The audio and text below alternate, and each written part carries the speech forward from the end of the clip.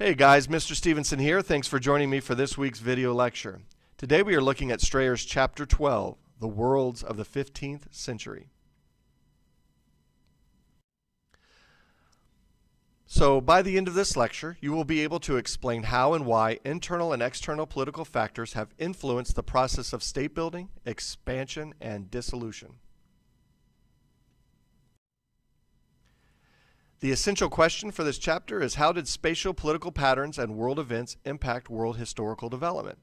And as always, I would say, as you listen to the lecture and are taking notes, in the margin on the left, please feel free to write any questions you have, any parts that you may not get clearly, and I will be more than happy to go over those. You can email them to me as questions, or we'll just talk about them in class. The picture in the background here is a depiction of Christopher Columbus's first encounter with the natives of the so-called New World. And in the opening section, Strayer talks about the historical impact in that meeting. In the first main section of the text, though, he talks about the shape of human communities and how the lifeways that had developed since the time that humans had started migrating around the world.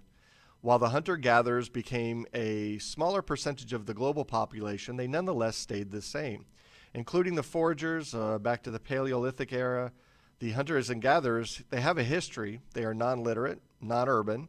Nonetheless, their societies did change over time. We just did not have written records of it, but the people were always there, and indeed were still there today. In Australia, the Aboriginal people manipulated the environment and engaged in relatively long-distance trade networks, indicating a certain degree of complexity. And in the Pacific Northwest of North America, the abundance of food sources allowed for permanent settlements of large houses, social stratification and complexity, and extensive food storage. Strayer uses the term complex foragers. These are people that had such an abundant food storage that they did not really need to move around. Even though they were hunters and gatherers, they are nonetheless more settled. Similarly, agricultural villagers maintained a presence in world history. These societies had a history and a certain degree of social and economic sophistication, but they did not have larger political systems. Instead, they relied upon kinship or family systems. One example can be seen in West Africa, the Igbo people of present-day Nigeria. They did not have kings or state systems like their neighbors, but they did engage in trade with nearby kingdoms. And in what is now central New York State, a major agricultural shift occurred. People that had been hunters and gatherers became farmers and started using corn, beans, and squash. The population thereby grew. The growing population created conflict and frequent warfare until somewhere in the 15th century, when an alliance was formed and a truce established. This great law of peace put an end to bloodshed and allowed for the development of limited government, social equality, and personal freedom. It is worth pointing out that several American historians have pointed to the influence of the Iroquois Federation on the founding fathers of our United States. In Africa, where people call the Fulbe, which are from the upper reaches of the Senegal River, they were nomadic cattle herders who traveled among settled societies. They paid rent to these settled communities for grazing rights, so they helped the farmers live their lives in great content. They would later convert to Islam, though leading a series of jihads and establishing their own states. On this map, you can see the Timurid Empire in Persia, the greenish color. Upper right, the key city was Samarkand. I'm sorry, it's right in the upper left there. A city that was long established. It has been on the Silk Roads, but you could see that this is also about 1405 when Timurid dies. The Delhi Sultan is intact in the middle, and the Ming Dynasty has started, the yellow. And you can also see the voyages of the Ming Dynasty expansion in the Indian Ocean trade network in the middle by the Bay of Bengal, just south. Civilizations by the end of the post-classical era, the majority of the world's populations are living in them. Two of the biggest are in China and Europe. In China, we have the Ming Dynasty, who has replaced the Yuan Dynasty. Remember, the Yuan Dynasty is the dynasty of Mongols. Even as they claimed the mandate of heaven, there was a sense that they were culturally not Chinese. And so, one particular emperor, Emperor Yongle, sponsored a series of projects to get China back on track after the Mongols, including public works building and a new capital complete with new temples, courts, overseas missions, and a writing of an enormous encyclopedia. In a move to wipe out the Mongol legacy and rebuild China's state system, Yongle and others promoted Confucianism, an exam system, as a way of re-Sinicizing China. Unlike earlier Neo-Confucianism in the Song dynasty, which tried to eliminate the foreign influence of Buddhism, the variety of Neo-Confucianism in the Ming era was not nearly as harsh. As the Ming repaired infrastructure and fields damaged by the Mongols, the state set in motion substantial economic growth. This growth was accompanied by a reinvigorated maritime trade, especially in the Indian Oceans.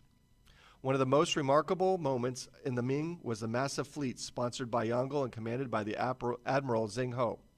For several decades, hundreds of ships and tens of thousands of men sailed the Chinese seas and the Indian Ocean, demonstrating Chinese power. However, this was not a mission to colonize or conquer, but rather a trade mission to encourage the expansion of the tribute state system. The fleet was suddenly recalled and scuttled in 1430s when the Ming turned away from sending merchants out into the world and instead let the world come to China. So this was a fateful decision made to stop their maritime expansion, but just at a moment when it was poised to dominate globally. Europe, in the same situation as they were recovering from the plague and economic catastrophe that it caused in Europe. The population began to expand around 1450. However, the plague had long-lasting social and economic consequences in Western Europe. In contrast to China, Europe was a region divided into many smaller states that were near constant conflict with each other. The Hundred-Year War between France and England serves as an example. Starting in northern Italy, the Renaissance was a revival of Greco-Roman art and philosophy, but focusing on the achievements of individuals and on real-world practicalities. The ideology of the Renaissance was called humanism, and it was a direct challenge to the world spiritualism of the church. On this map, you can see Europe by the time of the 1500s is starting to slowly resemble something like what we would recognize as modern Western Europe. France, as you can see, is coalesced. Spain has captured areas formerly held by Muslims. The area that will become Germany is still fractured, but still held together loosely as a Holy Roman Empire. Note that Italy is still fractured, but you have the Republic of Venice that has their territory, and over there is the Ottoman Empire. They take over this region after knocking over Constantinople and ending the Byzantine Empire. So one of the key comparisons of China and Europe is their expansions of the seas, maritime voyaging. In 1415, Portugal takes over the Portuguese state with the support of the Pope, launching a series of voyages that culminated with Vasco da Gama leaving Portugal for India in 1497. They are very interested in trying to find a route to Asia that doesn't involve them having to go through the Ottoman Empire. Columbus, sailing for Portugal's rival Spain, will reach America in 1492. The most obvious contrast between the two maritime forces was the size of the ships and fleet. While Zheng He had hundreds of ships and tens of thousands of men, the Iberians, the Portuguese and Spanish, sent out handfuls of ships with crews of about 100. This showed a dramatic difference in wealth and power. As China was already wealthy, it had no real need to expand overseas, and since China was centralized, the state decided to stop the voyages it could do so very quickly. The Europeans, on the other hand, were desperate to break into the larger world community. As Europe was divided into a number of competing states, almost all of whom were competing with the Islamic world, there was a sense that if the state did not take to the seas, it would lose out to its rivals. In Europe, merchants saw economic opportunities, monarchs saw new tax revenues, and the church saw new ways to expand the faith.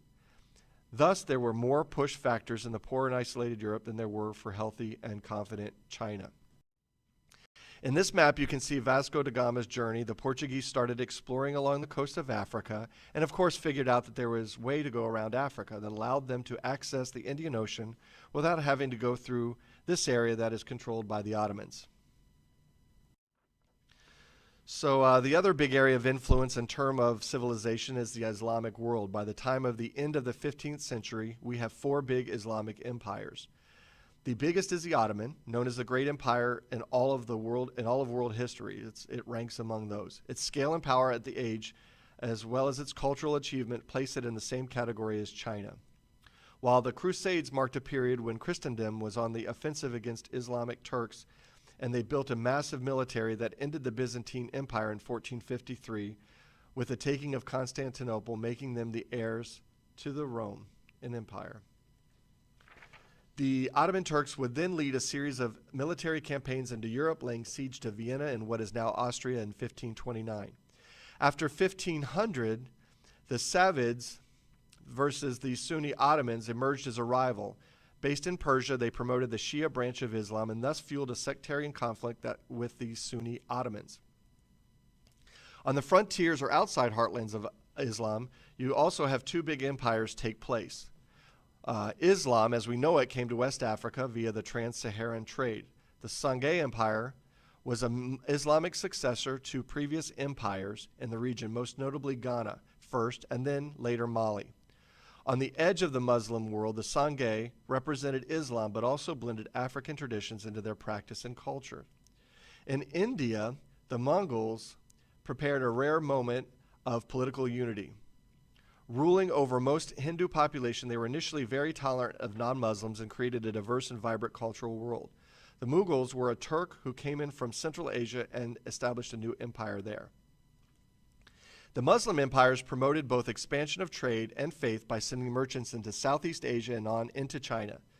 The Sufi mystics helped spread Islam into Southeast Asia, including the Straits of Malacca, which were eventually become an Islamic state or sultanate that became famously wealthy and cosmopolitan thanks to its access to trade and by providing safe and reliable ports. So Islam by 1500 looks like a great deal different than it did before. The Songhai in West Africa, the Ottoman Empire in a huge chunk of the Mediterranean, the Safavid in Persia, and the Mughal Empire in India. Now, the Ottoman Empire has a huge impact in the era before 1450, but especially up to 1453. However, the Safavids and Mughal and their relationship to the Ottomans is an issue we will take up in much more detail in the next unit. So outside of Afro-Eurasia, we know that there are civilization developments in the New World as well. Chief among these is the Aztecs. The Aztecs are the interior of the traditions of central Mexico, primarily from Teotihuacan.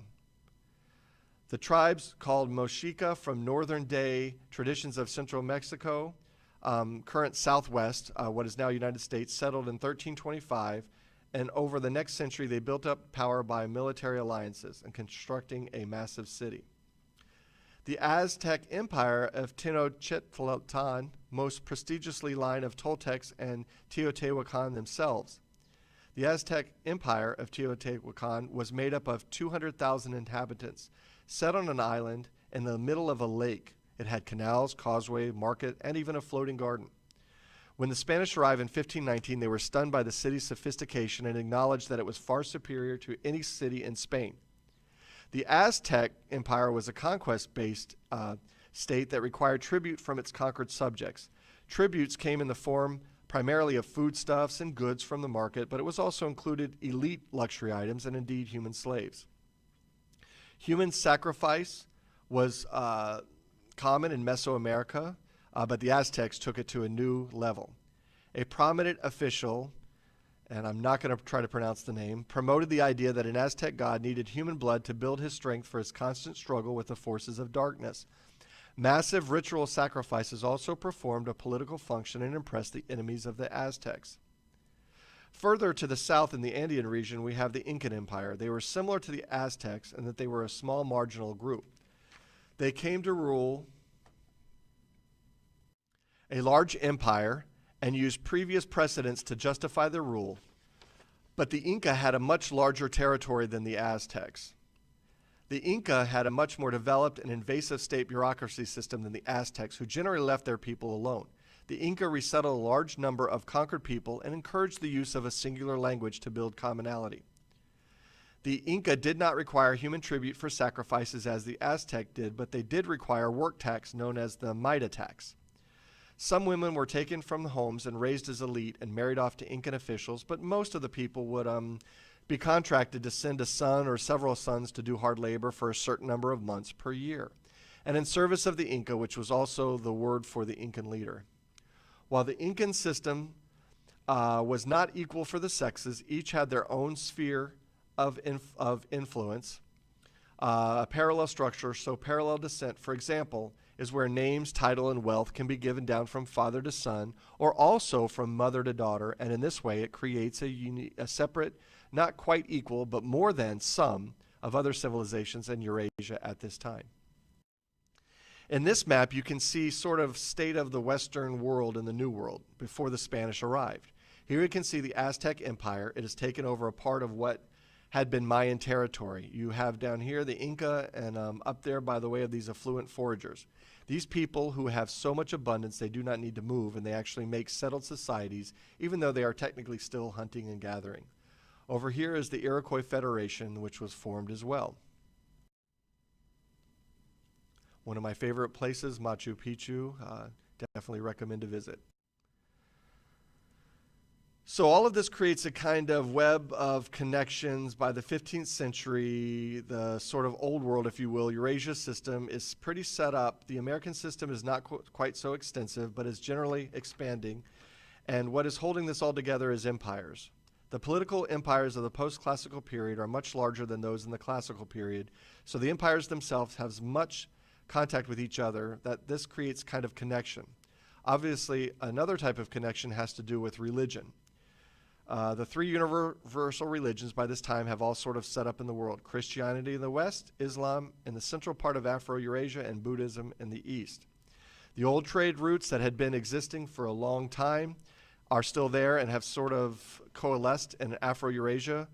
But then they also joined new trade routes, especially maritime routes, that are expanding the reach of the network. In this map, you can see several things. First of all, the effect of religion in sort of uniting different areas of Afro-Eurasia, Buddhism, Islam, and Christianity, against the three universal religions, having sort of settled into more or less their present spheres of influence. You can also see how these trade routes into the Trans-Saharan, the Indian Ocean, the Silk Road, have all sort of linked up together to form one giant Afro-Eurasian trade network.